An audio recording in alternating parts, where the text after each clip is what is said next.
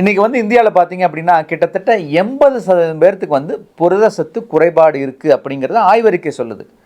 இதெல்லாம் வந்து ஒரு காலத்தில் இருந்திருக்கு. 60, 65ல் வந்து ஃபெமைன், அதாவது வந்து பஞ்ச காலத்தில் வந்து அதிகப்படியான உணவு கிடைக்காதனால, தேவையான உணவே கிடைக்காதனால அந்த சமயத்தில் வந்து இந்த பஞ்ச காலத்தில் இருந்தது.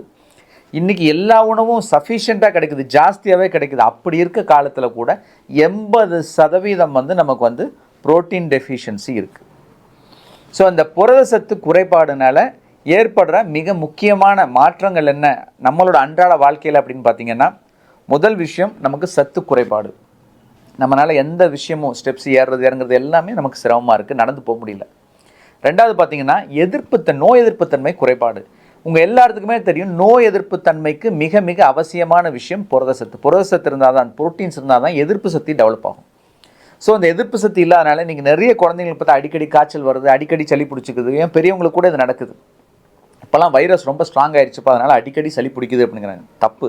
நம்மளோட எதிர்ப்பு சக்தி குறைவாக இருக்குது. அதுக்கு இன்னொரு முக்கியமான காரணம் புரோட்டீன் அதிகமாக எடுத்துக்கிறது இல்லை, தேவையான அளவு எடுத்துக்கிறது இல்லை.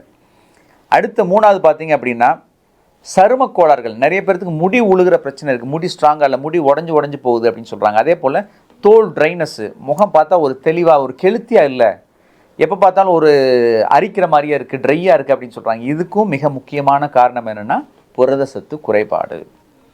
ஸோ 80% மக்களுக்கு இந்த பிரச்சனைகள்லாம் இன்றைக்கி இந்தியாவில் இருந்துட்டு தான் இருக்குது.